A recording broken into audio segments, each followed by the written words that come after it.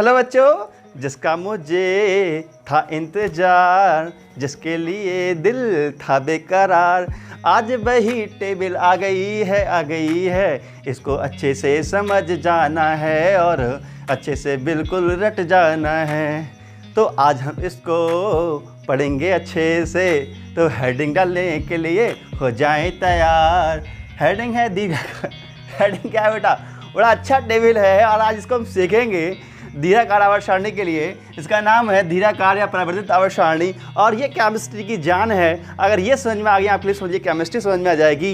ये केमिस्ट्री की नींव है। जैसे मैथ सीखने के लिए हमें गिनती की जरूरत होती है, पहाड़ों की जरूरत होती है, ऐसे केमिस्ट्री सीखने के लिए हमें इस टेबल को सीखना बहुत बहुत ज़रूरी है। तो अच्छे से टॉपिक को देखेंगे, इसको समझेंगे। बेटा हेडिंग है धीराकार या परिवर्तित आवर्त सारणी, लॉन्ग फॉर्म या extended form of periodic table. इसका दूसरा नाम भी है, दूसरा नाम है इसका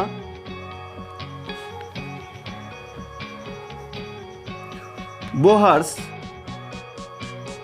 पीरियोडिक टेबल।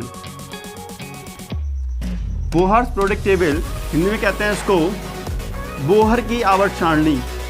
बोहर या कहीं बोर भी लिखा होता है बेटा, बोर की आवर्त सारणी। तो इसी का इंतजार था हम सब लोगों के लिए, इसी के लिए हम बहुत दिनों से पढ़ रहे हैं ना। तो जिसका था मुझे था इंतजार, आज वही टेबल मज़ा आ रहा है टेबल के नाम से ही, क्योंकि आज हम सिखाने जा रहे हैं आपके लिए केमिस्ट्री की ये टेबल। तो बेटा आपने हेडिंग डाल लीजिए, ठीक है। हम बोलते हैं इसको धीराकार आवर्त सारणी या परिवर्तित आवर्त सारणी या बोहर की आवर्त सारणी, इसके बारे में हम स्टडी करने वाले हैं। और आवर्त सारणी के भी दर्शन होंगे, आपके लिए उतने दर्शन नहीं होंगे, लेकिन पहले इसके बारे में अच्छे से सीख लो, ये किस आधार पर बनाई गई, किसने बनाई, कैसे कैसे बनी थी ये, ठीक है। तो बेटा ध्यान दीजिए, मैं थोड़ा सा रिवीजन करा देता हूँ, आपको याद करा देता हूँ। हम लोगों ने सबसे पहले पढ़ी थी मूल आवर्त सारणी, और मूल आवर्त सारणी किसने दी थी? मूल आवर्त सारणी दी थी 1869 में दी थी, है ना, 1869 में दी थी। और वो दी थी मेंडलीफ ने दी थी।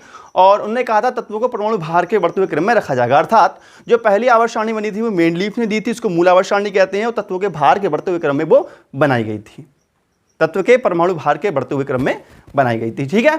दूसरी टेबल बनी थी आधुनिक आवर्त सारणी, जिसका आधुनिक आवर्त सारणी नाम दिया गया। वो बनाई थी मोजले ने परमाणु क्रमांक के हिसाब से। मतलब पहली आवर्त सारणी बेटा मूल आवर्त सारणी बनाई गई थी भार के अकॉर्डिंग। दूसरी आवर्त सारणी आधुनिक आवर्त सारणी से कहते हैं, संशोधित आवर्त सारणी, वो बनाई गई परमाणु क्रमांक के अनुसार। ये आवर्त सारणी बनेगी इलेक्ट्रॉनिक विन्यास के अकॉर्डिंग। समझ में आ रहा है बेटा आप लोगों के? देखेंगे अब इलेक्ट्रॉनिक विन्यास के अकॉर्डिंग कैसे बनेगी। देखो ये जो आवर्त सारणी है ये दो चीज़ों को आधार मान के बनाई गई। एक नंबर एक बनाई गई बेटा, बात नंबर एक किसको आधार मान के बनाई गई है? परमाणु क्रमांक, परमाणु क्रमांक, परमाणु क्रमांक, ठीक है। और सेकंड जो बात रही, परमाणु क्रमांक को आधार माना गया, और दूसरा आधार माना गया इलेक्ट्रॉनिक विन्यास। इलेक्ट्रॉनिक विन्यास, इन दोनों को आधार मान के आवर्त सारणी बनाई गई, है ना।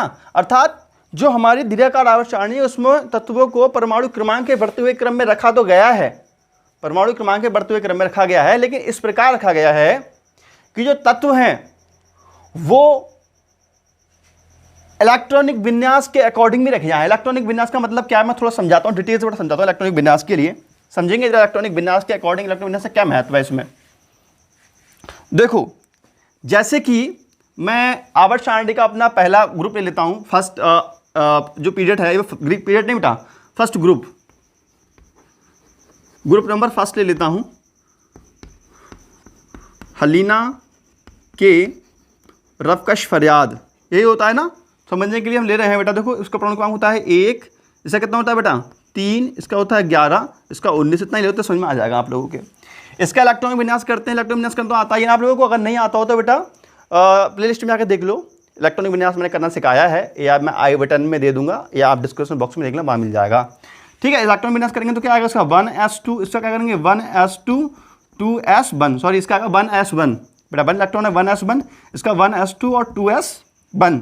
इसका देखो बेटा क्या आएगा 1s2 2s2, ये 2p6 और 3s1। इसका देखो बेटा क्या आएगा 1s2 2s2 2p6 3s2 3p6 4s1।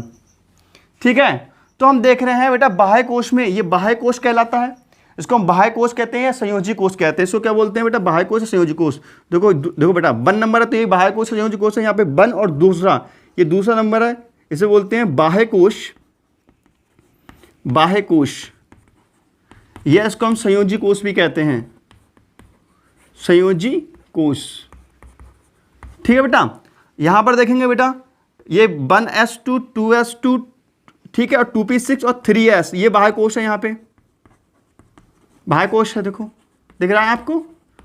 और बेटा देखो यहाँ पे 1s2 2s2 2p6 3s2 3p6 4s1, तो यहाँ पे देखो ये बाह्य कोश है। बाह्य कोश मतलब बाहर का नंबर, बड़ा वाला नंबर। ठीक है, तो यहाँ पे पहला नंबर है, यहाँ पहला दूसरा नंबर, दूसरा बड़ा है, यहाँ पहला दूसरा दूसरा तीसरा नंबर बड़ा है, पहला दूसरा दूसरा तीसरा तीसरा चौथा नंबर बड़ा है, तो ये बाह्य कोश कहलाते हैं। समझ में आ रहा है बेटा इतनी बात आप लोगों के लिए। तो जो साइंटिस्ट हैं उन्होंने कहा कि जैसे कि जो तत्व हैं अगर उनका इलेक्ट्रॉनिक विन्यास निकालें, तत्वों का इलेक्ट्रॉनिक विन्यास निकालें, और जो बाह्य कोश का इलेक्ट्रॉनिक विन्यास है बेटा, देखो बाह्य कोश का इलेक्ट्रॉनिक विन्यास जिसका सेम होगा, बाह्य कोश का इलेक्ट्रॉनिक विन्यास जिसका सेम होगा, तो इसका बाह्य कोश का इलेक्ट्रॉनिक विन्यास सेम है, s1 है, इसका भी इलेक्ट्रॉनिक विन्यास सेम है, s1 है, इसका भी इलेक्ट्रॉनिक विन्यास सेम है, s1 है, इसका भी इलेक्ट्रॉनिक विन्यास s1 है। तो अगर हम तत्वों के इलेक्ट्रॉनिक विन्यास निकालें और बाह्य कोश का इलेक्ट्रॉनिक विन्यास लगभग समान होता है, अगर बाह्य कोश का इलेक्ट्रॉनिक विन्यास बेटा समान होता है तो यह माना जाता है कि इनके गुणधर्म भी लगभग समान ही होते हैं। बात समझ में आ रही है? मतलब यहां यह बताया गया कि जिन तत्वों का अगर हम इलेक्ट्रॉनिक, किसी तत्व का हम इलेक्ट्रॉनिक विन्यास निकाल रहे हैं, अगर उस तत्व का इलेक्ट्रॉनिक विन्यास निकालते समय लास्ट में बाह्य कोश में अगर मान लीजिए इलेक्ट्रॉनिक विन्यास सेम आ रहा है, जैसे S1 S1 S1 S1 सभी में सेम आ रहा है, तो ये सभी तत्व जो हैं एक जैसे गुणधर्म रखते हैं और इन तत्वों को एक के नीचे एक, एक के नीचे एक, एक के नीचे एक रखना चाहिए। ठीक है ना बेटा? तो इस आधार पर आवर्त सारणी बनाई गई, अर्थात इस आवर्त सारणी में तत्वों को परमाणु क्रमांक के बढ़ते हुए क्रम में तो रखा ही गया है। ये हमारी जो आवर्त सारणी है इसमें तत्वों को परमाणु क्रमांक के बढ़ते हुए क्रम में तो रखा ही गया है, साथ ही साथ इस बात का ध्यान दिया गया है कि जिन तत्वों के इलेक्ट्रॉनिक विन्यास, जिन तत्वों के बाह्य कोश के इलेक्ट्रॉनिक विन्यास समान हैं, जिन तत्वों के बाह्य कोश के इलेक्ट्रॉनिक विन्यास समान हैं, उन तत्वों को एक के नीचे एक रखा जाना चाहिए। समझ में आई? इस आधार पर यह टेबल बनाई गई। बात समझ में आ रही है बेटा? अर्थात इस आवर्त सारणी को इस तरीके से बनाया गया कि तत्व इलेक्ट्रॉनिक विन्यास के तत्व परमाणु क्रमांक के बढ़ते हुए क्रम में रखे ही जाएं और साथ में एक समूह में ऐसे तत्व आए जिनके इलेक्ट्रॉनिक विन्यास, जिनके बाह्य कोश के इलेक्ट्रॉनिक विन्यास समान हो और ऐसे तत्वों के जो गुणधर्म है वो भी समान होते हैं। ये समझाया गया इस टेबल में। ठीक है, समझ में आ रहा है बेटा? तो सबसे पहली बात तो ये है कि यह जो आवर्त सारणी है, मूल आवर्त नियम जानते हैं आप? मूल आवर्त नहीं, आधुनिक आवर्त नियम। पिछले लेक्चर में बताया गया आधुनिक आवर्त नियम। आधुनिक आवर्त नियम क्या है? आधुनिक आवर्त नियम क्या है बेटा? तत्वों के रासायनिक, तत्वों के भौतिक और रासायनिक गुणधर्म उनके परमाणु भारों के आवर्ती फलन होते हैं, यही तो है आधुनिक आवर्त नियम। तो ये जो सारणी है हमारी, जो एक्सटेंडेड पीरियोडिक टेबल है, लॉन्ग पीरियोडिक टेबल है, ये आधुनिक आवर्त नियम, आधुनिक आवर्त नियम और इलेक्ट्रॉनिक विन्यास दोनों को आधार मान के बनाई गई है। समझ में आ रही बेटा? ये जो आवर्त सारणी है, यह समझ में आ रही है आप लोगों के? बिल्कुल। ये जो आवर्त सारणी है, ये आवर्त सारणी कैसे कैसे बनाई गई बेटा? अभी आप लिखना मत, लिखवाऊंगा, आप चिंता मत करो। ये कैसे कैसे बनाई गई? यह है आवर्त सारणी, यह है आवर्त सारणी, यह है आवर्त सारणी आधुनिक, आधुनिक आवर्त नियम। यह आवर्त सारणी आधुनिक आवर्त नियम। ये पॉइंट लिख सकते हो, लिखो बेटा। यह है आवर्त सारणी आधुनिक आवर्त नियम तथा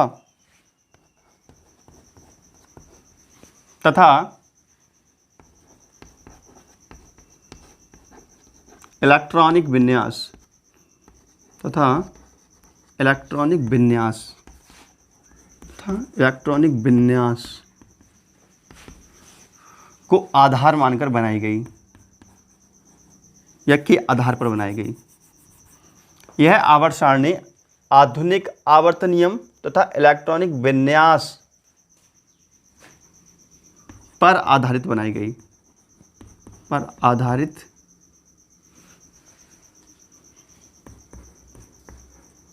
बनाई गई।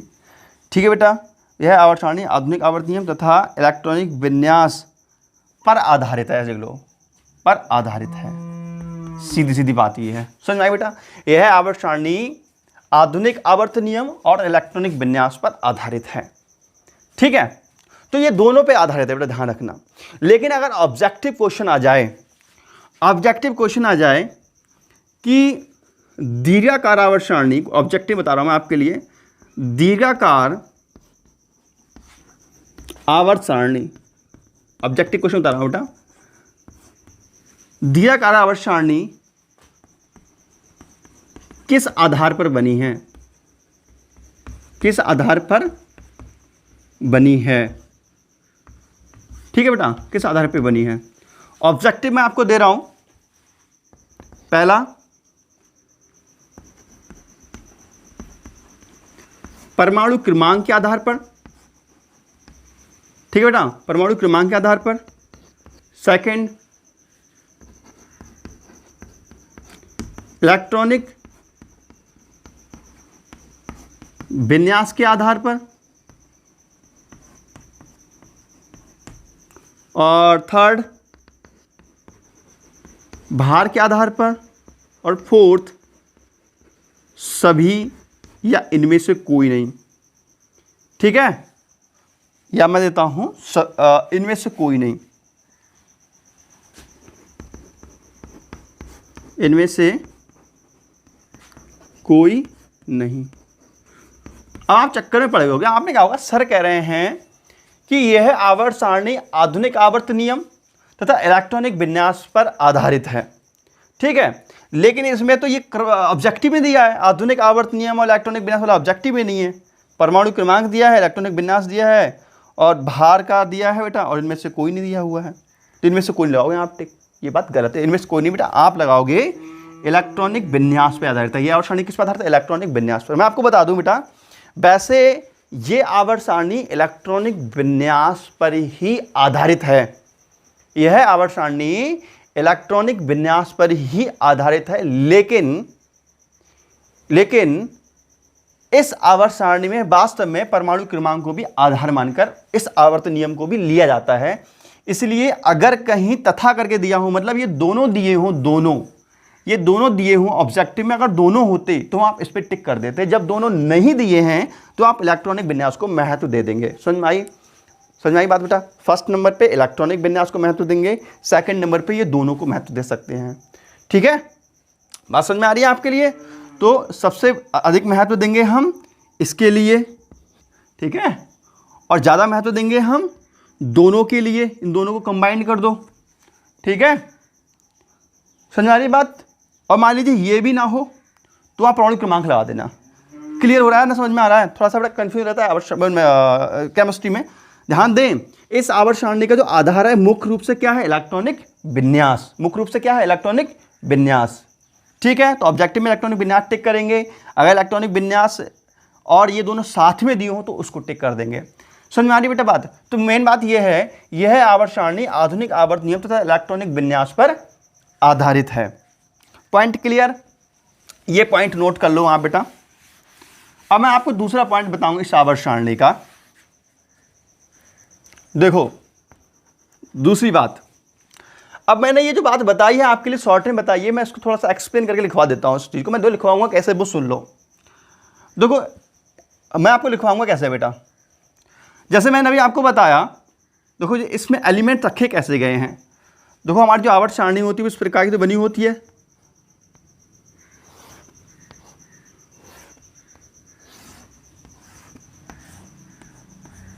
इस प्रकार की तो होती बनी हुई अपनी आवर्त सारणी, है ना। तो इसमें यहाँ हाइड्रोजन रखा होता है, हाइड्रोजन ये परमाणु क्रमांक 1 होता है, यहाँ हीलियम होता है, ठीक है, यहाँ लिथियम होता है और यहाँ पे बेरिलियम होता है ना,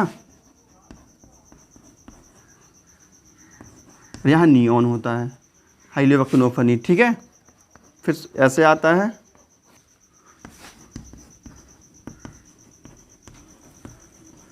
ऐसे तो होता है बेटा अपनी आवर्त सारणी, ठीक है। तो बेटा इसको बोलते हैं, जो नीचे के लिए होता है, देखो आगे थोड़ा सा अच्छा समझ लो, अच्छा फिर बढ़ते हैं इसमें आगे। देखो बेटा जो ये होते हैं, ये जो होते हैं, ये खड़ी खड़ी जो लाइन दिखा रहा हूँ, ये मैं तुम्हें ये दिखा रहा हूँ बेटा, खड़ी खड़ी लाइन है। देखो बेटा ये जो खड़ी खड़ी लाइन है, ये कहलाते हैं वर्ग। क्या कहलाते हैं? वर्ग। ये क्या कहलाते हैं? वर्ग। समझ में आ रही बात? और जो ऐसी लाइनें होती हैं इधर को, ये कहलाते हैं आवर्त। ठीक है, इन चीज़ों बाद में डिस्कस करेंगे, फिलहाल अभी खाली ये देख लो, ये कहलाते हैं वर्ग। ठीक है, तो परमाणु क्रमांक बढ़ते हुए क्रम रखी गई। परमाणु क्रमांक 1 है इसका परमाणु क्रमांक 2 है, इसका परमाणु क्रमांक, देखो बेटा इसका मैं लिख देता हूँ, इसका परमाणु क्रमांक कितना होता है? 3, इसका 4, 5, 6, 7, 8, 9, 10, 11, 12, 13, 14, 15, 16, 17, 18। कहने मतलब ये है बेटा, ये आवर्त सारणी जो है, देखो परमाणु क्रमांक के देखो 1 और 2, 3, 4, 5, 6, 7, 8, 9, 10, 11, 12, 13, 14, 15, 16, 17, 18। मतलब ये जो आवर्त सारणी है बेटा परमाणु क्रमांक के बढ़ते हुए क्रम में रखी गई है। मतलब ये आवर्त सारणी कैसे बनी है? तत्वों को परमाणु क्रमांक के बढ़ते हुए क्रम में रखकर बनी है, और ये इस प्रकार से एलिमेंट्स रखे गए हैं, इस प्रकार से रखे गए हैं कि सभी के जो इलेक्ट्रॉनिक विन्यास हैं, जिन तत्वों के इलेक्ट्रॉनिक विन्यास, जिन तत्वों के बाह्य कोश के इलेक्ट्रॉनिक विन्यास, जिन तत्वों के बाह्य कोश के इलेक्ट्रॉनिक विन्यास समान हैं, वो एक ही कॉलम में आते हैं, एक ही समूह में आते हैं, एक ही वर्ग में आते हैं, वो एक ही वर्ग में आते हैं। बात समझ में आई बेटा? मैं इस चीज़ को एक्सप्लेन कर रहा हूँ। मतलब इस आवर्त सारणी में तत्वों को परमाणु क्रमांक के बढ़ते हुए क्रम में इस आधार पर रखा गया, इस तरीके से व्यवस्थित किया गया है कि जिन तत्वों के बाह्य कोश के इलेक्ट्रॉनिक विन्यास समान होते हैं, उन्हें एक ही वर्ग में आते हैं वे। ठीक है, तो बेटा इसके नीचे पॉइंट बना करके दूसरा पॉइंट लिख लीजिए, इसको लिखिए, दूसरा पॉइंट लिखो बेटा। इस आवर्त सारणी में तत्वों को परमाणु क्रमांक के बढ़ते हुए क्रम में इस प्रकार रखा गया है कि इस आवर्त सारणी में तत्वों को परमाणु क्रमांक के बढ़ते हुए क्रम में इस प्रकार रखा गया है कि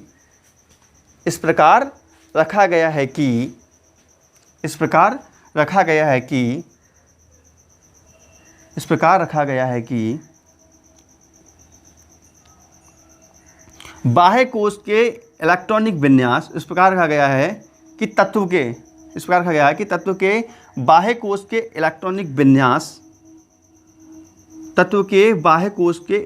विन्यास समान हो बाह्य कोश के, फिर से बोला देखो बेटा, अर्थात इस आवर्त सारणी में तत्वों को परमाणु क्रमांक के बढ़ते हुए क्रम में इस प्रकार रखा गया है कि बाह्य कोश के समान इलेक्ट्रॉनिक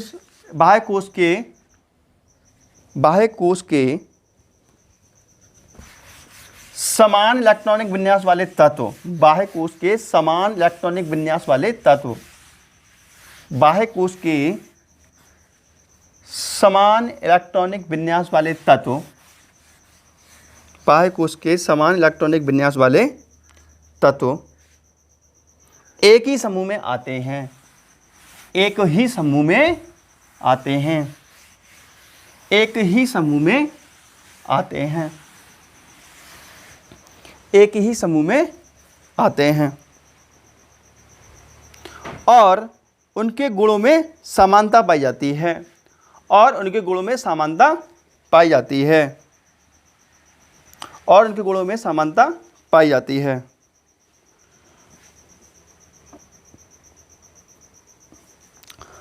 बेटा नेक्स्ट बात देखेंगे, जो बोहर साइंटिस्ट है ना, जो बोहर नामक वैज्ञानिक है, इन्होंने क्या काम किया, जो बोहर, बेटा नेक्स्ट पॉइंट है, जो बोहर है, बोहर के लिए बुक्स में बेटा बोर भी लिखा हुआ होता है। जो बोर नामक वैज्ञानिक ने, इसने इस आवर्त सारणी को 4 खंडों में बांटा। बोहर नामक वैज्ञानिक ने इस आवर्त सारणी को कितने बेटा 4 खंडों में बांटा है। 4 खंडों में, 4 खंड कौन कौन से? 4 खंडों S, P, D and F में बांटा है। मतलब जो बोहर नामक वैज्ञानिक है, बोहर ने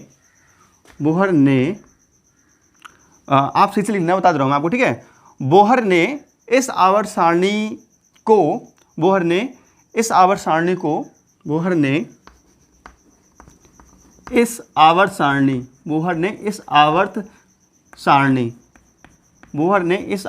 को 4 खंडों SPDF में बांटा है। बोहर ने क्या काम किया बेटा? इस आवर्त सारणी को 4 खंडों SPDF में बांटा है। बोहर ने क्या काम किया? इस आवर्त सारणी जो बनी हुई थी हमारी, इसको 4 खंडों में विभाजित किया है SPDF में। इसीलिए इस आवर्त सारणी को बोहर की आवर्त सारणी भी कहते हैं। इसीलिए इस आवर्त सारणी को बोहर की आवर्त सारणी भी कहते हैं। इसीलिए इस आवर्त सारणी को बोहर की आवर्त सारणी भी कहते हैं। बड़ा इंपॉर्टेंट पॉइंट है ये आपका, ठीक है। पहला पॉइंट भी इंपॉर्टेंट था, ये भी अच्छी बात है कि इसको भी बेटा क्या कहते हैं हम? बोहर की आवर्त सारणी कहते हैं। क्यों कहते हैं? क्योंकि जो बोहर नामक वैज्ञानिक ने इन्होंने इस आवर्त सारणी को 4 खंडों में डिवाइड किया है SBDF में। इसीलिए इस आवर्त सारणी को बोहर की आवर्त सारणी भी कहते हैं। बोहर की आवर्त सारणी बेटा अंडरलाइन कर लो, पेपर में पूछता कि बोहर की आवर्त सारणी किसे कहते हैं, है ना। और बेटा जो इस आवर्त सारणी की जो डिज़ाइन है, ठीक है ना, नेक्स्ट पॉइंट देखेंगे। जो इस आवर्त सारणी की डिज़ाइन है, जो इस आवर्त सारणी की डिज़ाइन है वो किस किसने दी है बेटा? रंग, वर्नर एंड ब्यूरी, ठीक है। इसको बूरी कहते हैं बेटा, बूरी पढ़ते हैं, बूरी, है ना। इस आवर्त सारणी की जो डिज़ाइन है वो रंग, वर्नर और बूरी नामक वैज्ञानिक ने दी है। इस आवर्त सारणी की डिज़ाइन जो देखते हो आप, डिज़ाइन बेटा ऐसी है ना, इसकी डिज़ाइन ऐसी, उसके बाद ऐसी और ऐसी। ये जो डिज़ाइन है, इस आवर्त सारणी की जो डिज़ाइन है वो रंग, वर्नर और बूरी नामक वैज्ञानिक ने दी है, ठीक है। इस आवर्त सारणी की डिज़ाइन किसने दी बेटा? रंग, वर्नर और बूरी नामक वैज्ञानिक ने इस आवर्त सारणी की डिज़ाइन दी। तो कहने का मतलब ये है, इस आवर्त सारणी को बनाने के लिए मुख्य रूप से 4 वैज्ञानिकों का योगदान है। कौन कौन से वैज्ञानिक? बोहर, रंग, वर्नर और बूरी। इस पॉइंट को बेटा पॉइंट डालो बेटा, नई लाइन से पॉइंट बनाओ ऐसे करके देखो। इस आवर्त सारणी की डिज़ाइन रंग, वर्नर एंड बूरी नामक वैज्ञानिकों ने तैयार की। इस आवर्त सारणी की डिज़ाइन रंग, वर्नर और बूरी नामक वैज्ञानिकों ने तैयार की। हो गया बेटा? नाम लाइए भी लिखिए। अतः इस आवर्त सारणी के निर्माण में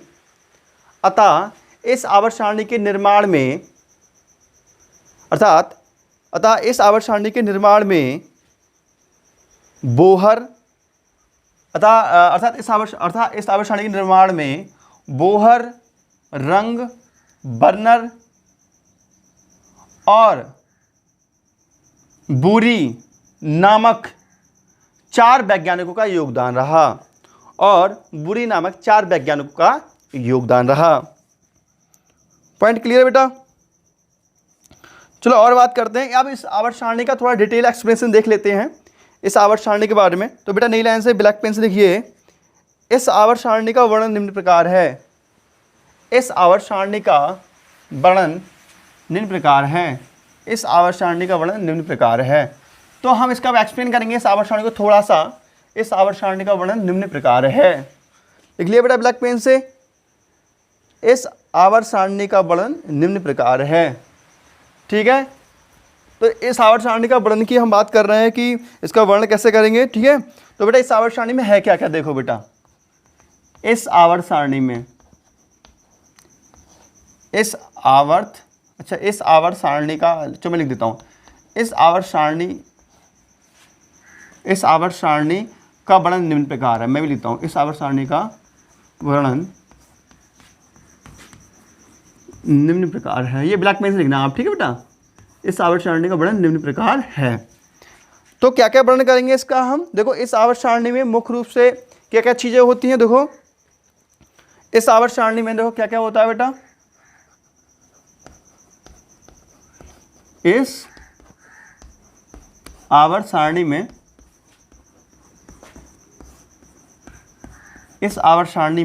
क्या क्या होता है? देखो, सबसे पहली बात तो इसमें वर्ग होते हैं। कितने वर्ग होते हैं बेटा? 18 वर्ग होते हैं इसमें, 18 वर्ग होते हैं, है ना। इस आवर्त सारणी क्या होता है बेटा? 18 वर्ग होते हैं, पहली बात। और दूसरी बात बेटा कि इसमें S, P, D and F block होते हैं। इतनी चीज़ें होती हैं, ठीक है। तीसरी बात क्या होता है इसमें बेटा? तीसरी बात, इसमें 7 आवर्त होते हैं, 7 आवर्त होते हैं। और चौथी बात, इसमें लैंटिनाइड और एक्टिनाइड सीरीज होती है। खैर वो बात देखते हैं। खैर हमारे आवर्त सारणी मुख्य रूप से इतनी चीज़ें होती हैं, 3 चीज़ें होती हैं। अब इन तीनों चीज़ों को बहुत डिटेल से एक्सप्लेन करेंगे इन चीज़ों के लिए। तो सबसे पहले हम वर्गों की चर्चा करेंगे। तो आज के लेक्चर में हम वर्गों पे डिस्कशन करेंगे कि 18 वर्ग होते हैं इन चीज़ों पर। उसके बाद नेक्स्ट लेक्चर में हम बात करेंगे। नेक्स्ट चीज़ लेक्चर बहुत बड़ा हो जाता है, आप लोग भी बोल जाते हो पढ़ते पढ़ते, है ना। तसल्ली मिल रही, थोड़ी बहुत राहत मिली होगी। है, कहते हो सर जी बहुत पढ़ाते हो, आज थोड़ा सा दया कर रहे हो हमारे ऊपर, क्या बात है ना। तो हर बात समझाई जा रही है, फिर भी दिक्कत आ रही है। सबसे पहले हम वर्गों को एक्सप्लेन करते हैं बेटा, ठीक है। तो हमारी जो आवर्त सारणी है बेटा, दीर्घाकार आवर्त सारणी, इसमें पहले ओल्ड नोटेशन था। मतलब बात को समझने की कोशिश करो, मैं समझा रहा हूँ। इसमें पहले ओल्ड नोटेशन था। देखो, अभी समझा रहा हूँ, समझ में आ जाएगा।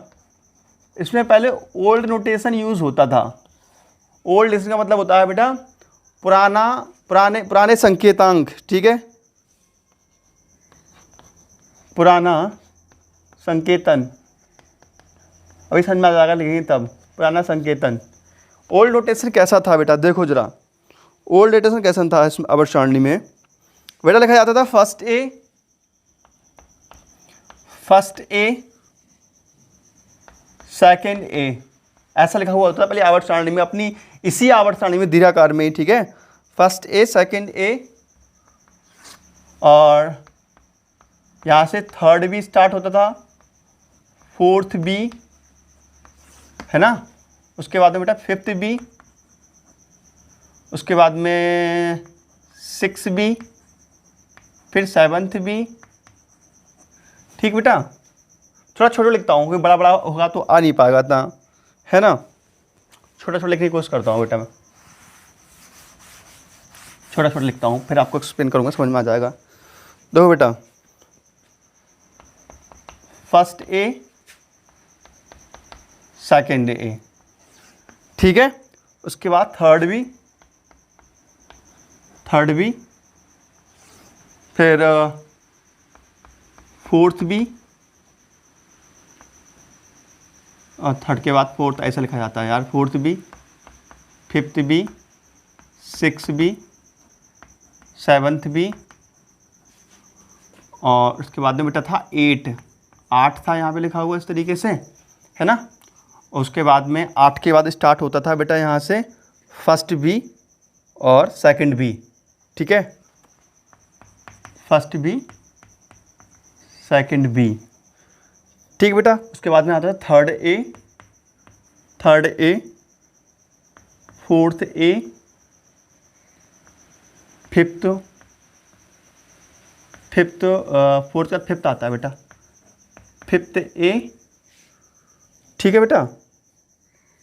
6 ए, उसके बाद में सेवन्थ ए, उसके बाद में बेटा 0। ऐसा ओल्ड नोटेशन था पहले हमारी पीरियोडिक टेबल में, यही दीर्घाकार में ही। ये ऐसा नहीं कि ये किसी और की बात कर रहा हूँ, दीर्घाकार की बात कर रहा हूँ बेटा। तो ये दो को मिला करके बोल देते हैं, ये क्या था बेटा? ये था एस ब्लॉक। ये क्या था? एस ब्लॉक, ठीक है। ज़्यादा छोटा हो गया, दिख नहीं रहा ना तुम लोगों को। चलो मैं साफ लिखने की कोशिश करूँगा बेटा तुम लोगों के लिए। ये है एस ब्लॉक, ये एस ब्लॉक में आता था इतना, ठीक है। और यहाँ से यहाँ तक जो आपके सेकंड बी तक हैं, सेकंड बी, ये आता था पी ब्लॉक, पी नहीं डी ब्लॉक, डी ब्लॉक में। और ये जो है आपका, ये आता था जो एस पी, और ये आता था डी ब्लॉक में। लेकिन ये बेटा ओल्ड नोटेशन है, लेकिन आज यूपीएससी ने ये चीज़ खत्म कर दी है अब, ठीक है ना। अब न्यू नोटेशन क्या है, ये चीज़ मुझे उम्मीद है समझ में आती होगी आपको। नहीं समझ में आती हो तो बेटा मैं टेबल में भी समझा दूंगा आपको, ठीक है, टेबल में समझा दूंगा, फिलहाल समझने की कोशिश करो। अभी देखो फर्स्ट ए सेकंड ए, देखो अब वर्तमान में अब न्यू नोटेशन कैसे यूज करते हैं, देखो बेटा न्यू नोटेशन, इसी चीज़ के न्यू नोटेशन कैसे यूज करते हैं बेटा। देखो फर्स्ट के लिए लिखा जाता है अब वर्तमान में 1, उसके लिए लिखा जाता है 2, समझ में आ रही बात, ठीक है। इस थर्ड के लिए लिखा जाता है 3 ऐसे करके, चौथ के लिए लिखा जाता है 4, इसके लिए 5, इसके लिए 6, इसके लिए 7, इसके लिए 8। अब बेटा इस ये जो है ना ये अब इसमें 3 लिखे जाते हैं, यहाँ पे 8, 9 और 10, ठीक है, एक में ही 3 लिखे जाते हैं 10। और यहाँ पे बेटा इसका लिखा जाएगा यहाँ पर 11, इसका 12, ठीक है, इसका 13, 14, 15, 16, 17 और 18। वर्तमान में ऐसा है, वर्तमान में जो हमारी आवर्त सारणी है बेटा, इसमें ऐसे अंक पड़े हुए हैं, ये अंक, ये वर्ग संख्या डाल रहा हूँ मैं। वर्तमान जो आवर्त सारणी है बेटा, उसमें न्यू नोटेशन ये है 1 2 3 4 5 6 7 8 9 10 11 12 13 14 15 16 17 18। ये क्या है, ये है बेटा वर्गों की संख्या हमारी आवर्त सारणी में। पहले हमारी जो नई आवर्त सारणी है, मतलब IUPAC ने दो हमारी और धीराकार आवर्त सारणी है, पहले उसमें क्या था, थोड़े पुराने समय में first A, second A, third B, fourth B, fifth B, six B, seventh B, इस तरीके से लिखा हुआ था। लेकिन अब हमारे जो IUPAC है बेटा, IUPAC ने न्यू नोटेशन दिया है थोड़े दिन पहले, और उन्होंने बताया है कि भाई ये फर्स्ट ए को 1 लिखो, सेकंड ए को 2 लिखो, मतलब गिनतियाँ दे दी हैं, ऐसे इनको वर्ग कहते हैं। पहले क्या था वर्ग फर्स्ट ए, अब क्या आता है वर्ग 1। पहले क्या आता था कि थर्ड बी, लेकिन अब क्या आता है 3, ठीक है। तो बेटा पहले इसको एस ब्लॉक बोलते थे, अब इस चीज़ को एस ब्लॉक बोलते हैं, इतने को इसको क्या बोलते हैं, इसको बेटा इसको बोलते हैं हम एस ब्लॉक। वर्ग संख्या 1 और 2 को बोलते हैं हम एस ब्लॉक, एस ब्लॉक, ठीक है। और जो वर्ग संख्या 3 से लेकर के 12 तक के एलिमेंट्स हैं, ये इसको बोलते हैं हम पी ब्लॉक एलिमेंट्स। क्या बोलते हैं, पी ब्लॉक एलिमेंट्स। और यहाँ से 13 से लेकर यहाँ तक के ये हैं, ये कहलाते हैं आपके डी ब्लॉक एलिमेंट्स। समझ में आ रहा है बेटा। और फिर आवर्त संख्या 3 में ही यहाँ पे एलन लिखा हुआ होगा, एलन का मतलब लेंथेनोइड लिखे होंगे, लेंथेनोइड, लेंथेनोइड एलिमेंट्स होंगे। और यहाँ पे ए एन लिखा होगा, ए एन का मतलब यहाँ पे बेटा एक्टिनोइड, यहाँ एक्टिनोइड एलिमेंट्स लिखे होते हैं, वर्ग संख्या 3 में ही लिखे होते हैं, इस टाइप से इधर इधर, यहाँ से बाहर एक सीरीज निकली हुई होती है, यहाँ से उठ करके आते हैं। समझ में आ रही बेटा बात। हमारी जो आवर्त सारणी है, पहले इसमें नोटेशन कैसे चलता था, ऐसे चलता था, ये वाला नोटेशन चलता था पहले, फर्स्ट ए सेकंड ए, ठीक है, इसी आवर्त सारणी में। लेकिन अब नई IUPAC जो मतलब इसी आवर्त सारणी में न्यू नोटेशन स्टार्ट हुआ है, उसमें 1 2 3 4 5 6 संख्या ऐसी गिनतियां हैं। वर्ग संख्या 1, वर्ग संख्या 2, वर्ग संख्या, मैंने कहा था हमारी आवर्त सारणी में 18 वर्ग हैं, तो बेटा वर्ग 1 2 3 4 5 6 7 8 9, इस पे से 18 वर्ग हो गए ये। तो बेटा पहले और दूसरे वर्ग बोलते हैं एस ब्लॉक, ठीक है। 3 से लेकर के 12 तक के जो वर्ग होते हैं उनको बोलते हैं पी ब्लॉक। 13 से लेकर 18 तक के जो वर्ग होते हैं इसको बोलते हैं डी ब्लॉक एलिमेंट्स, ठीक है। तो अब नई आवर्त सारणी में ऐसा दिया हुआ है, लेकिन पुराने में ऐसा दिया होता था फर्स्ट ए सेकंड ए, इसको एस बोलते थे, थर्ड से लेकर के यहाँ तक को हम डी ब्लॉक बोलते थे, अब हम इसको ऐसे बोलते हैं। तो ये बात समझ में आ रही है। तो ये अपनी कॉपी में बेटा आप लोग क्या काम करना, जैसे देखो मैं आपको बता दे रहा हूँ। और हाँ, इसको हम बोलते हैं 4F सीरीज भी बोलते हैं, इसको हम 4F सीरीज, 4F सीरीज, और इसको बोलते हैं 5F सीरीज, इसको हम 5F सीरीज भी कहते हैं, या इसको हम F ब्लॉक एलिमेंट्स भी कह सकते हैं। ये F ब्लॉक होते हैं बेटा, F block elements, F block elements. ठीक है, तो इसको आप अपनी कॉपी में नोट कैसे करेंगे? कॉपी में बेटा ऐसे पेज कर लेना, ऐसे ऐसे करके नोट करना है, ऐसे बेड़े बेड़े करके इस तरीके से। ठीक है, समझ में आ रहा है कैसे नोट करना है? कॉपी में बेड़े बेड़े क्षैतिज कर लेना कॉपी को, ऐसे नोट करना है इस चीज़ को। ठीक है, और साफ साफ लिखना है बहुत अच्छे से। ठीक है, अब हम ये चीज़ आपको वर्गों को मैंने एक्सप्लेन कर दिया कि कितने वर्ग हैं हमारी आवर्त सारणी में। 18 वर्ग हैं। ओल्ड नोटेशन ये था, न्यू नोटेशन ये है। 18 वर्ग हैं। पहले और दूसरे वर्ग को हम बोलते हैं एस ब्लॉक एलिमेंट्स। 3 से लेकर के 12 तक के तत्वों को बोलते हैं पी ब्लॉक एलिमेंट्स। और यहाँ 13 से लेकर 18 तक के तत्वों को बोलते हैं हम डी ब्लॉक एलिमेंट्स। समझ में आता होगा मुझे उम्मीद है। ठीक है बेटा, और तीसरे वर्ग में ही कुछ तत्व बाहर, तीसरे वर्ग से बाहर कुछ तत्व निकाल दिए गए हैं, इसे बोलते हैं हम लैंथेनॉइड सीरीज। इसको एलएन से डिनोटेट करते हैं, और एक्टिनॉइड सीरीज को हम एएन से प्रदर्शित करते हैं। इन्हें एफ ब्लॉक एलिमेंट्स भी कहते हैं। मैंने वर्ग को एक्सप्लेन कर दिया है आप लोगों के लिए। ठीक है, अब हम देखेंगे आवर्त सारणी में जो आवर्त होते हैं उन पर हम डिस्कशन करते हैं। तो इसका बेटा स्क्रीनशॉट ले लीजिए, उसको नोट करो फटाफट। ठीक है, अब हम आवर्तों पे चर्चा करने वाले हैं। तो मुझे उम्मीद है कि बेटा ये समझ में आ गया होगा आप लोगों के अच्छे से, है ना? और सभी लोग ना, आप लोग सभी लोग अगर आपके पास आवर्त सारणी नहीं है, लॉन्ग पीरियडिक टेबल मतलब दीर्घाकार आवर्त सारणी, तो खरीद लो दुकान से जाकर के या इंटरनेट से निकलवा लो, कैफे वाले से जाकर के। किस किस के पास आवर्त सारणी है बेटा? मेरे पास कमेंट्स करके बताओ कि सर हमारे पास आवर्त सारणी है। जिसके पास आवर्त सारणी है बेटा वो कमेंट करके बताओ हमारे किस किस के पास आवर्त सारणी है। ठीक है, और आवर्त सारणी को याद करना भी सिखाएंगे हम आपको, बिल्कुल चिंता मत करो, आवर्त सारणी को बिल्कुल समझा देंगे अच्छे से। आवर्त सारणी को याद करना भी हम सिखाएंगे अभी आपके लिए। ठीक है, तो बेटा नया पॉइंट स्टार बनाइए। और अब हमने वर्गों की बात कर ली। हमने बताया था 18 वर्ग होते हैं, और आवर्त कितने होते हैं बेटा? 7। तो हमने वर्ग बता दिए कितने वर्ग होते हैं? 18 वर्ग होते हैं। 4 ब्लॉक होते हैं SPDF, मैंने चारों ब्लॉक बता दिए कहाँ कहाँ होते हैं। पहले और दूसरे वर्ग को बोलते हैं S ब्लॉक, फिर 3 से लेकर 12 तक के वर्गों को बोलते हैं P ब्लॉक, और 13 से लेकर के 18 तक के वर्गों को बोलते हैं D ब्लॉक एलिमेंट्स। और जो F ब्लॉक एलिमेंट्स होते हैं वो नीचे रखे गए हैं, मैंने अभी आपको एक्सप्लेन किया है। अब हम आवर्त की बात करते हैं बेटा। आवर्त सारणी में 7 आवर्त होते हैं। ठीक है ना? तो जो आवर्त सारणी होती है बेटा, आवर्त सारणी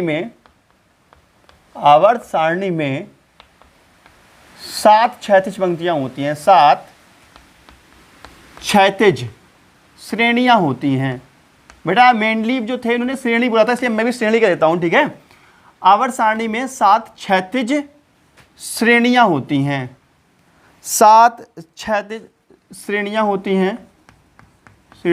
हैं, आवर्त सारणी में 7 क्षैतिज श्रेणियां होती हैं, जिन्हें आवर्त कहते हैं, जिन्हें आवर्त कहते हैं। ठीक है बेटा, ये पॉइंट लिख लीजिए और ध्यान दें, कॉपी में ऐसे लिखें बेटा, इस पॉइंट को ऐसे लिखें, कॉपी में बेड़े बेड़े में लिख लें इस तरीके, छाती में लिख लो बेटा। अगर आपने ऐसे में लिख दिया तो चिंता मत करो, फिलहाल अभी ऐसे में नोट कर लो इसको। ठीक है ना? इस आवर्त सारणी में 7 क्षैतिज पंक्तियां होती हैं। इस कॉपी में ऐसे में नोट कर लो बेटा, ऐसे में। ठीक है ना? इस आवर्त सारणी में 7 क्षैतिज पंक्तियां होती हैं, ऊपर से लिख लेना इस बात को, एक पॉइंट को स्टार बना के लिखना है, इस बात को नए पेज से लिखना है, ध्यान रखना नए पेज से लिख लो, उस चीज़ को कंजूसी नहीं करनी बिल्कुल। ठीक है, अब हम 7 जो वर्ग होते हैं वो 7 जो श्रेणियाँ होती हैं या जो 7 आवर्त होते हैं बेटा, अब इनको एक्सप्लेन करते हैं। ठीक है ना? तो मैं आपको बता दूं, जो यहाँ पर जो आवर्त होते हैं बेटा, आप मूल आवर्त सारणी पढ़ेंगे तो उसमें कितने आवर्त थे? उसमें भी 7 आवर्त थे। आधुनिक आवर्त सारणी में कितने आवर्त थे? 7 आवर्त थे। इस आवर्त सारणी में कितने आवर्त हैं? 7 आवर्त हैं, अर्थात आवर्तों की संख्या चेंज नहीं हुई है। तीनों आवर्त सारणियों में आवर्तों की संख्या 7 ही है। जबकि वर्गों की संख्या, जो मूल आवर्त सारणी थी उसमें कितने वर्ग थे बेटा? उसमें 8 वर्ग थे। आधुनिक आवर्त सारणी में 9 वर्ग थे। इस आवर्त सारणी में कितने वर्ग हैं? 18 वर्ग हैं। बात समझ में आती है? तो बेटा मैं आवर्तों की संख्या की बात करूं, आवर्तों की संख्या चेंज नहीं हुई, आवर्तों की संख्या चेंज नहीं हुई, है ना? क्योंकि बात यह है बेटा, जो तत्व जो होते हैं ना, परमाणु जो होते हैं, आवर्त की संख्या होती क्या है वास्तव में? पहले भाई ये देखो बेटा, देखो जैसे हाइड्रोजन है, हाइड्रोजन का एक परमाणु क्रमांक है, इसके अंदर कितने कोष हैं? देखो इसके अंदर कितने कोष होंगे, इसको बल लिखते हैं इस तरीके से, ठीक है, इलेक्ट्रॉनिक विन्यास, और लिथियम में अगर 3 परमाणु क्रमांक होता है तो उसके कितना लिखते हैं बेटा, 2 और 1 इलेक्ट्रॉनिक विन्यास है ना। और मान लीजिए सोडियम लिखें, सोडियम कितना होता है 11, तो इसका 2, 8 और 1 ऐसे लिखते हैं इलेक्ट्रॉन विन्यास। तो उसमें K कोष होता है, K यहाँ KL, यहाँ पे KLM। तो यहाँ कोष कितने हैं बेटा, यहाँ पे कोष दो, 1 कोष है, यहाँ पे कोष कितने हैं 1 और 2 कोष है, यहाँ कोष कितने हैं 3 है, 1 2 और 3 कोष है। समझ में आ रही है बात। तो बेटा कोषों की संख्या को आवर्त संख्या कहते हैं, कोषों की संख्या को क्या कहते हैं, आवर्त संख्या कहते हैं। तो कोषों की संख्या चेंज हो ही नहीं सकती, जितनी आज है उतनी 50 साल पहले कोष रहे होंगे, तो कोषों की संख्या चेंज नहीं होती है बेटा। इसलिए आवर्तों की संख्या 7 थी और 7 है, और 7 हो सकता है बढ़ जाए, लेकिन अभी तो 7 ही है। तो बेटा देखो इसमें कोष कितने हैं, कोष 1 है तो ये आवर्त संख्या 1 का तत्व है। यहाँ पे कोष कितने हैं 2 है, तो ये आवर्त संख्या 2 का तत्व होगा। यहाँ कोष कितने हैं 1 2 3 है, तो ये आवर्त संख्या 3 का तत्व होगा। ठीक है, मतलब बात यह है बेटा, कोषों की संख्या बराबर क्या होता है, आवर्त संख्या, आवर्त संख्या। और कोषों की संख्या कहलाती है मुख्य क्वांटम संख्या, मुख्य क्वांटम संख्या मतलब n। कहने मतलब ये है कि जितना n का मान होगा, जितना क्वांटम संख्या प्रिंसिपल मतलब n प्रिंसिपल, तो यहाँ n इक्वल टू क्या है बेटा, यहाँ n इक्वल टू 1 है। देखो यहाँ n इक्वल टू 1 है, यहाँ n इक्वल टू क्या है 1 और 2 है, यहाँ n इक्वल टू क्या है बेटा, यहाँ पे n इक्वल टू 1 2 और 3 है ना। तो तीसरी वैल्यू है, सबसे ज़्यादा 3 कोष है यहाँ पे, तो यहाँ पर ये आवर्त संख्या 3 का हो जाएगा। ठीक है, समझ में आ रही बात। तो बेटा अभी जितने भी तत्व खोजे गए हैं उनमें देखा गया कि 7 से अधिक कोष किसी में नहीं है। 1 2 3 4 5 6 और 7 से ज़्यादा कोष किसी में है नहीं अभी तक। तो मैक्सिमम जो आवर्त है वो 7 ही है।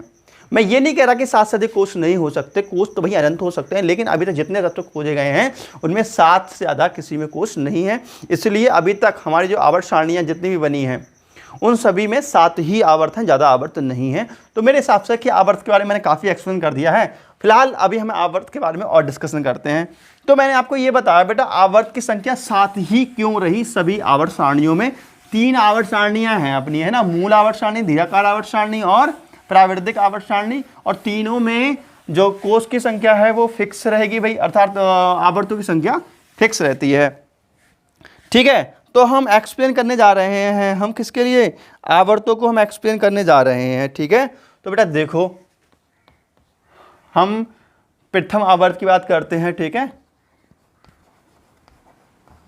आवर्त संख्या 1, ठीक है, और आवर्त संख्या 2 भी होगी, 3 4 5 6 और 7 इस प्रकार आवर्त होते हैं बेटा। मैं थोड़ा सा इधर लिखूंगा क्योंकि जगह बहुत चाहिए ना लिखने के लिए। आपको 36 कॉपी में लिखने आया, जैसे मैंने बताया था। देखो कॉपी देख लो, ऐसे लिखना है बेटा 36 ऐसे में, ठीक है ना। देखो आवर्त कितने हैं हमारे पास, आवर्त 7 होते हैं।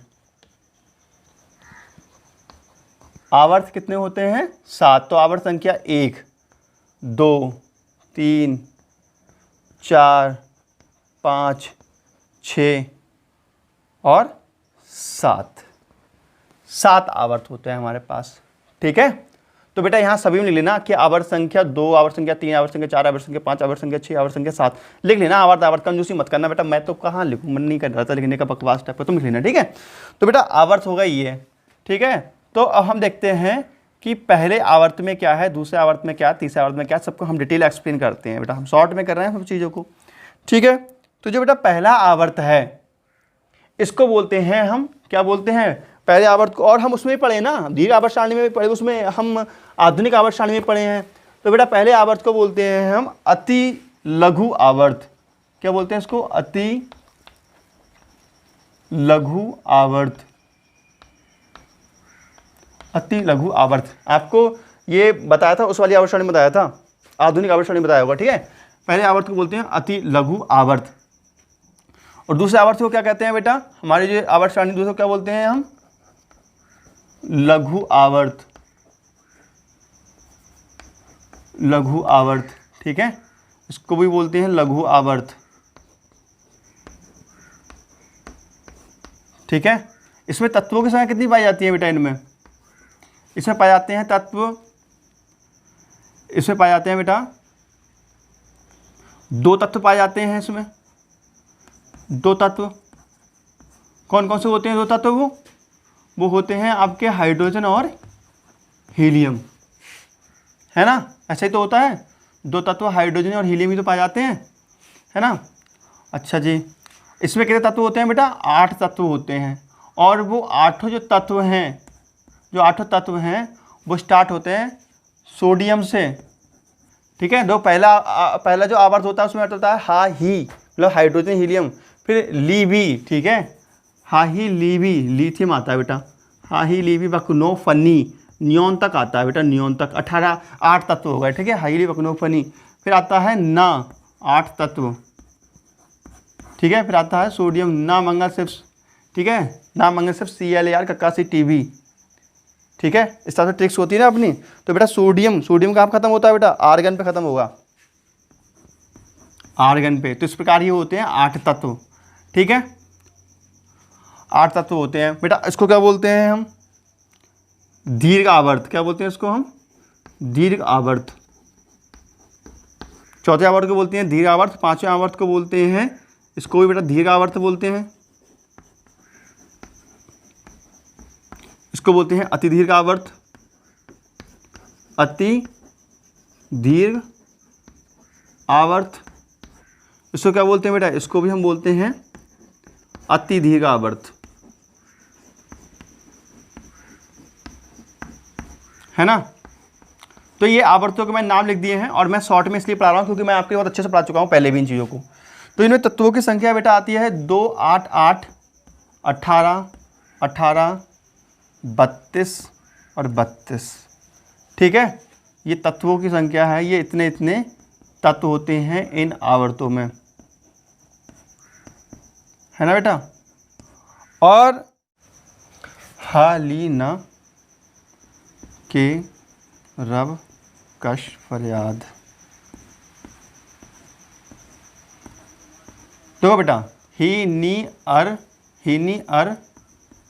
कर एक्स रन, और जो होता है बेटा UUO अनऑक्टम, या वर्तमान में इसको ऑग्नीशियम भी कहते हैं, ठीक है। तो मेरे कहने का मतलब समझो। देखो बेटा ऐसा है कि इस आवर्त सारणी में 2 तत्व रखे गए हैं, हाइड्रोजन, मतलब पहले आवर्त में 2 तत्व आते हैं। कौन कौन से आते हैं बेटा? जो पहले आवर्त को हम बोलते हैं अति लघु आवर्त, और इसमें 2 तत्व आते हैं हाइड्रोजन और हीलियम, ठीक है। दूसरे आवर्त को बोलते हैं हम लघु आवर्त, जिसमें 8 तत्व आते हैं लिथियम से लेकर नियोन तक के।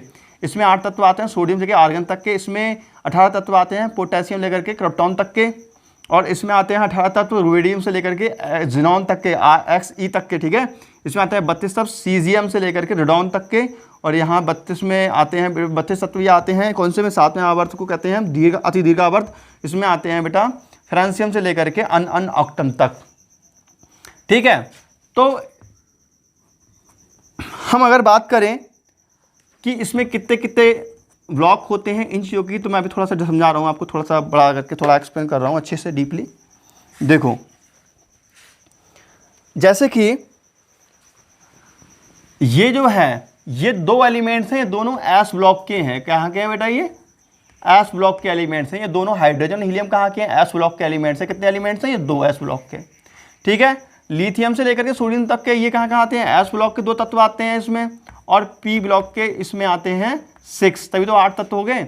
इसमें एस ब्लॉक के 2 आएंगे, पी ब्लॉक के 6, तभी तो 8 होंगे बेटा। इसमें एस ब्लॉक के 2 तत्व होंगे, पी ब्लॉक के 6 होंगे, और बेटा एस ब्लॉक के 2 तत्व होंगे, पी ब्लॉक के 6 होंगे, और यहाँ डी ब्लॉक के 10 होंगे, डी ब्लॉक के 10 एलिमेंट्स होंगे, तभी तो होगा टोटल। देखो बेटा ये 18 एलिमेंट्स, इसमें S equal to 2, P equal to 6 और डी इक्वल टू 10। ये ब्लॉक्स लिख रहा हूँ बेटा मैं, ठीक है, शॉर्ट में समझा रहा हूँ सब चीज़ों को। बेटा यहाँ एस ब्लॉक के 2 एलिमेंट्स लिए गए होंगे, पी ब्लॉक के यहाँ 6 एलिमेंट्स होंगे, डी ब्लॉक के 10 एलिमेंट्स होंगे, और एफ ब्लॉक के कितने होंगे? 14 तत्व होंगे, 14। एफ इक्वल टू 14, तभी तो ये हुआ 32। इसमें S equal to 2, P equal to 6, D equal to 10 और एफ इक्वल टू 14 एलिमेंट्स। तो टोटल मिलाकर के ये होगा 32। इस प्रकार से बेटा हमने आपको आवर्त को छोटे से बोर्ड पे 100% तरीके तो अच्छे से एक्सप्लेन कर दिया है। मुझे उम्मीद है बेटा ये समझ में आ गया होगा आप लोगों के लिए, ठीक है। अगर समझ में नहीं आया हो तो बेटा कमेंट्स कर बता देना, मैं आपको दोबारा समझा दूंगा आवर्त सारणी बोर्ड पे लगा करके। मुझे उम्मीद है समझ में आ गया होगा आप लोगों के लिए, है ना। अब जैसे क्वेश्चन ये दो कैसे आता है, जो क्वेश्चन मैं बोल रहा हूँ ये टीजीटी में आया हुआ है और नीट में भी आया हुआ है। किस आवर्त को दीर्घ आवर्त कहा जाता है और दीर्घ आवर्त में कितने तत्व हैं? किस आवर्त को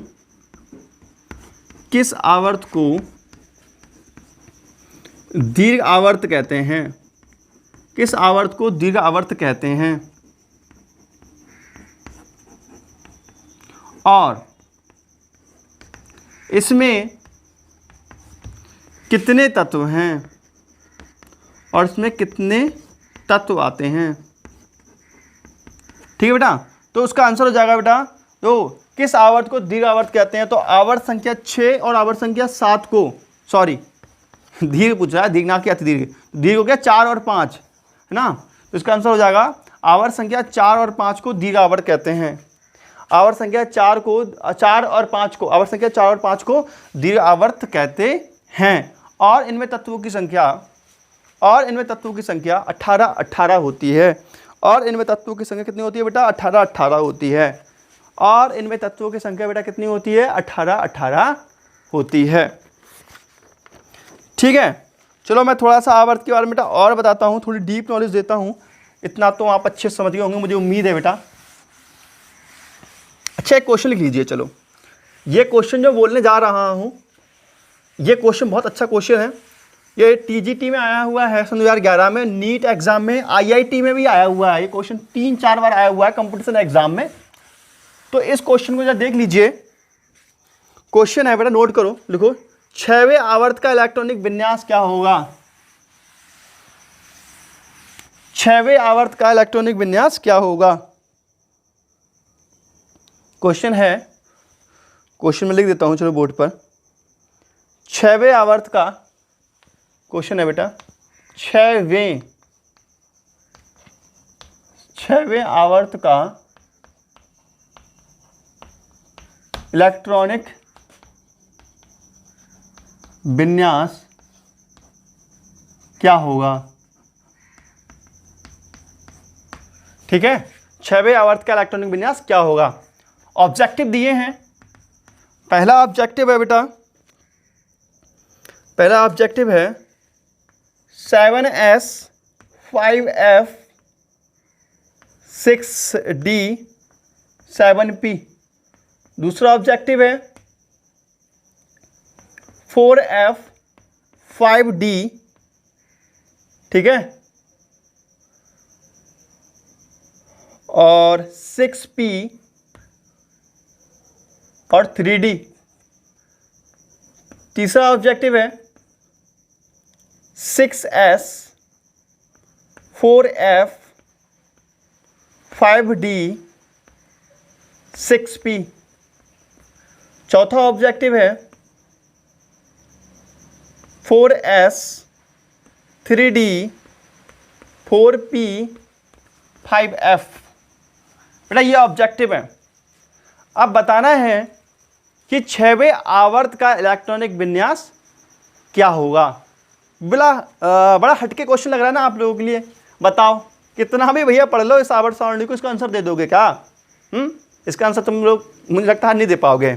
तो इसका आंसर देने के लिए हमारे लिए कुछ बातें समझनी होंगी। वो बातें मैं आपको समझा दूँ, फिर आप ऑटोमेटिकली इसका आंसर दे देंगे। तो बहुत बहुत बहुत काम के बताने वाला हूँ मैं आपके लिए। ज़रा देखते रहिए और थोड़ा मुस्कुरा दीजिए पढ़ते समय, ठीक है? है ना, हंसते कुछते रहा करो यार, अच्छा लगता है फिर हंसते कुछते हो, अच्छे लगते हो पढ़ते हो, है ना। मौज मस्ती करते रहा करो, पढ़ते रहा करो, टेंशन नहीं लेने का, टेंशन देने का, है ना।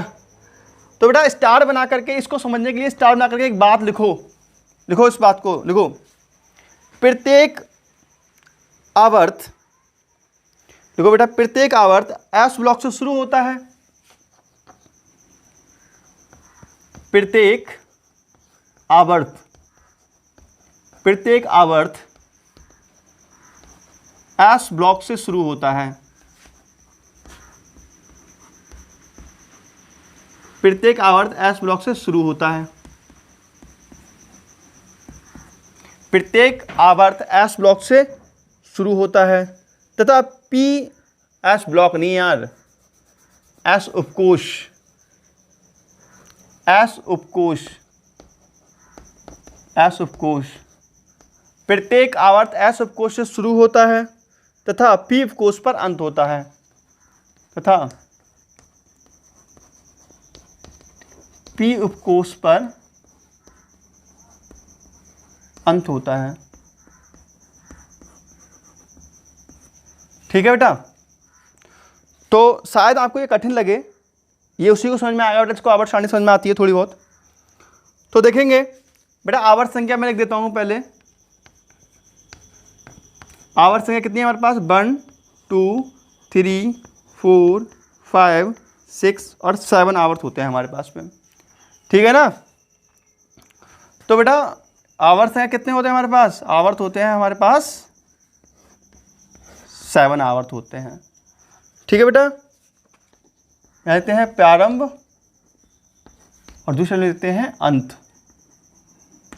ठीक है, तो हमारा जो फर्स्ट आवर्त है वो एस उपकोष से बेटा यहाँ पे 1 है तो 1s से स्टार्ट होगा, यहाँ पे ये 2s से स्टार्ट होगा, ये 3s से स्टार्ट होगा, ये 4s से स्टार्ट होता होगा, ये 5s से स्टार्ट होता होगा, ये 6s से स्टार्ट होता होगा और ये सातवां 7s से स्टार्ट होता होगा।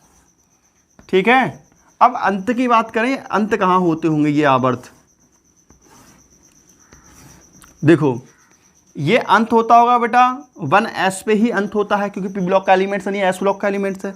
और ये 2p पे होगा। मैंने कहा कि देखो ये पहले को छोड़ के ये सब पे रहेगा रूल। ठीक है, प्रत्येक आवर्त एस ब्लॉक से शुरू होता है और पी उपकोष पर एस उपकोष से शुरू होता है और पी उपकोष पर एंड होता है। तो ये 1s से स्टार्ट होगा, 1s पे एंड होगा, ये 2s पे स्टार्ट होगा, 2p पे खत्म होगा, 3s से 3p पे खत्म होगा, ये 4p पे खत्म होगा, ये 5p पे खत्म होगा, ये 6p पे खत्म होगा और ये 7p पे समाप्त होगा। ये बात समझ में आती है आप लोगों के लिए? क्लियर समझ में आ रहा है बेटा इतना? अच्छा, अब देखो बेटा, जो हमारा थोड़ा सा मैं इधर नक्शा बना के समझा देता हूँ आवर्त सारणी का, ध्यान समझना मेरी बात को। थोड़ा टिपिकल चल रहा है बेटा, अभी थोड़ा सा टिपिकल चल रहा है। ये हमारी आवर्त सारणी इस टाइप से बनी हुई होती है।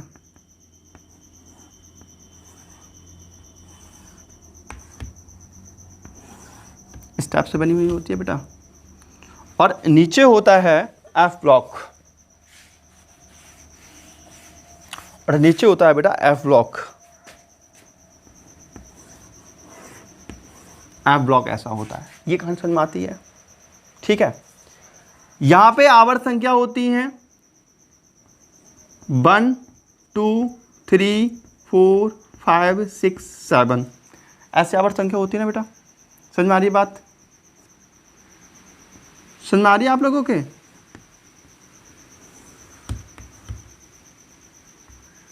ये 1 पहला आवर्त हो गया, ये दूसरा आवर्त हो गया बेटा, ये तीसरा आवर्त हो गया आपका, ये रहा तीसरा आवर्त।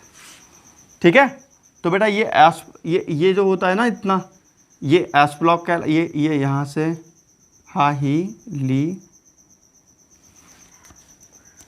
ठीक है, तो इस प्रकार से हमारी आवर्त सारणी होती है। तो बेटा ये एस ब्लॉक होता है, ये यहाँ से यहाँ तक का ये एस ब्लॉक होता है, और इतना एरिया ये पी ब्लॉक होता है, और बीच वाला एरिया क्या होता है? डी ब्लॉक होता है। ठीक है, समझ में आ रही बात? अब देखेंगे बेटा, तो बेटा देखो ध्यान समझने की बात को, बहुत अच्छे से कोई बात समझाने जा रहा हूँ, बहुत ध्यान समझना है, थोड़ा सा टिपिकल चल रहा है इस वक्त। देखो यहाँ आवर्त संख्या 1 और 2 है, आवर्त संख्या 1 और 2 कहाँ में आते हैं बेटा? देखो आवर्त संख्या 1 और 2 में एस ब्लॉक के एलिमेंट्स में आ रहा है। देखो एस ब्लॉक में आ रहा है, आवर्त संख्या 1 और 2 कहाँ आ रहे हैं? एस ब्लॉक में आ रहे हैं और पी ब्लॉक में आ रहे हैं। डी तो है ही नहीं, बीच में खाली है ना। तो ये आवर्त संख्या 1 और 2 कहाँ में आ रहा है बेटा? ये दोनों जो हैं, ये दोनों बेटा देखो एस और पी ब्लॉक में आ रहा है। क्या में आ रहा है? एस और पी ब्लॉक में आ रहा है सिर्फ। ठीक है, आवर्त संख्या 3 और 4 कहाँ में आते हैं बेटा? इसमें बेटा देखो एस भी शामिल हो जाएगा, पी भी शामिल हो जाएगा और डी भी हो जाएगा। मतलब एस भी हो जाएगा और एस भी हो जाएगा, पी भी हो जाएगा, डी भी हो जाएगा आवर्त संख्या 3 और 4 में। आवर्त संख्या 3 4 में और बल्कि 5 में भी तो ये आ जाएगा बेटा। 5 में भी देखो एस पी डी ऐसा हो जाता है। ठीक है, और जो छठा और सातवां आवर्त होता है बेटा, छठा और सातवां आवर्त तो मैंने आपको बताया था, आवर्त संख्या जो 3 होती है यहाँ से यहाँ से छठा और सातवां आवर्त होता है, यहाँ से बेटा लैंथेनॉइड सीरीज और एक्टिनाइड सीरीज स्टार्ट होती है, मतलब एफ ब्लॉक स्टार्ट होता है।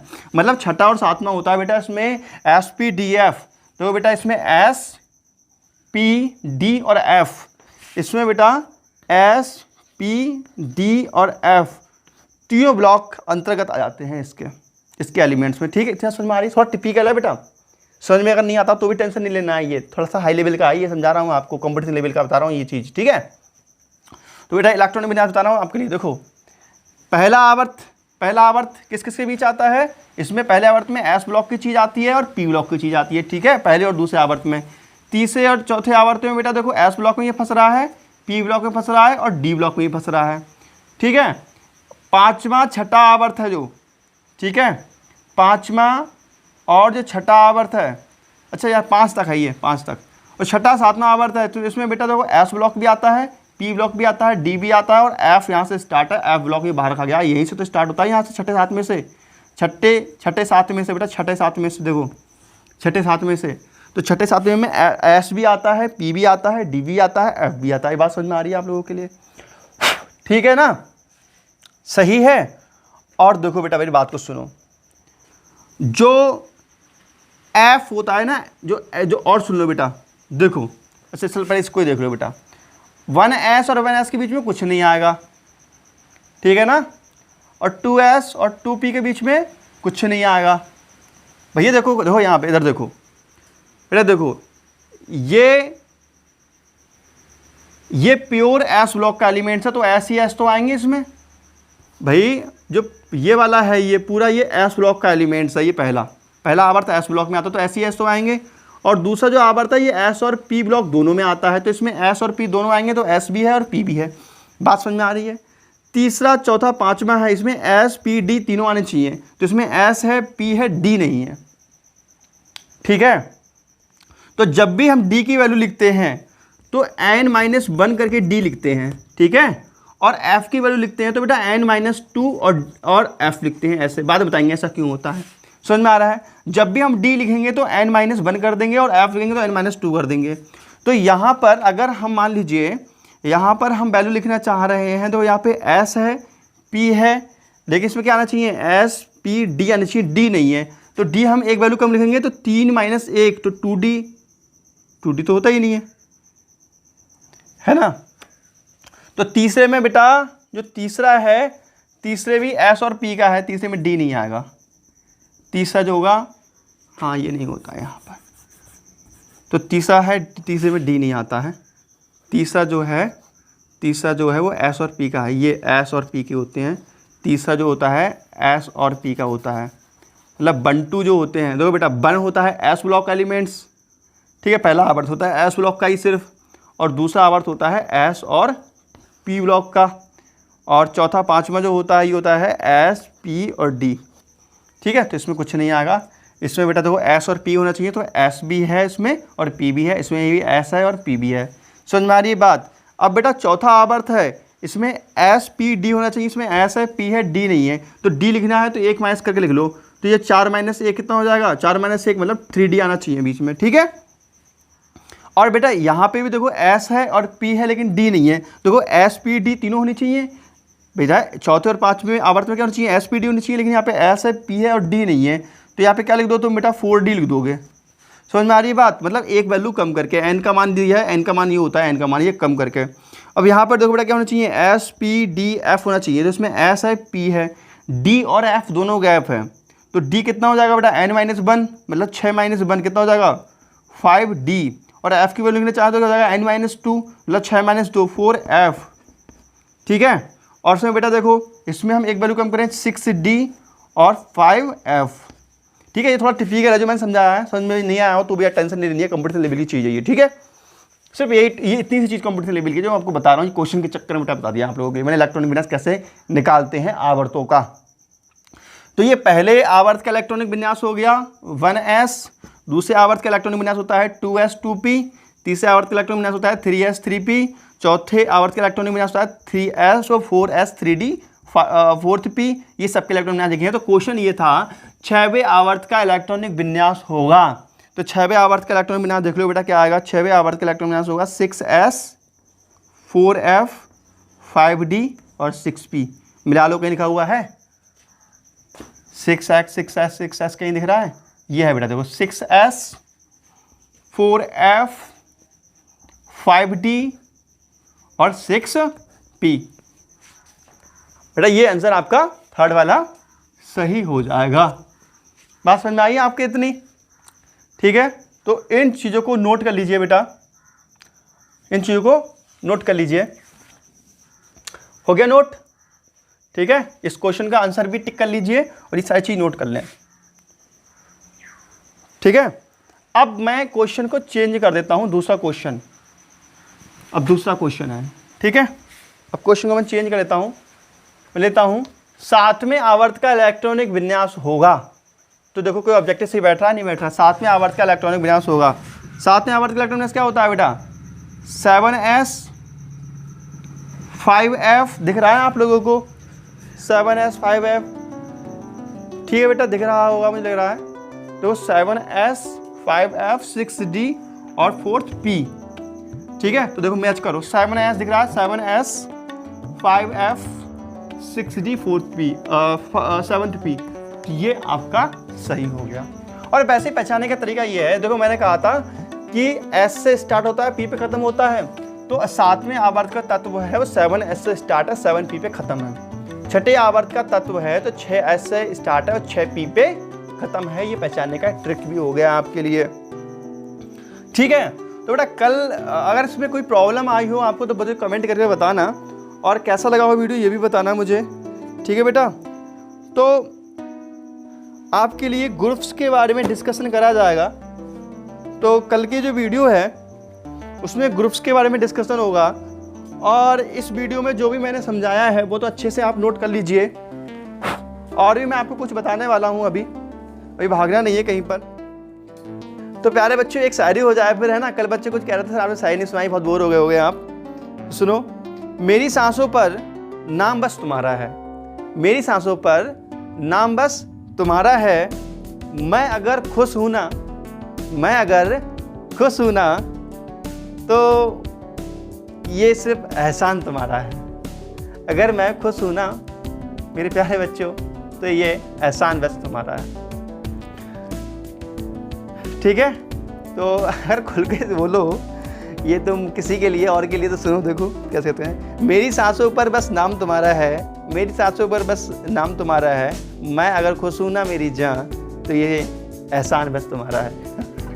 ठीक है, ये सारी ऐसी लिखी हुई, देखो भाई सारी तो मैं पढ़ देता हूँ, ये मैं लिखी हुई नहीं है, मैं सीधे बता दे रहा हूँ। ठीक है, तो वीडियो अच्छी लगी कर देती लाइक, चैनल कर दीजिए सब्सक्राइब, सारी अच्छी होगी तो कमेंट कर दीजिए, और प्यारे से कमेंट कीजिए यार, कर दिया करो ना कमेंट्स, क्या जा रहा है तुम्हारा है, कंजूसी मत किया करो बिल्कुल। ठीक है, तो मिलते हैं नेक्स्ट वीडियो में। तो ठीक है, नमस्कार, जय Hind, Vande Mataram, okay bye bye.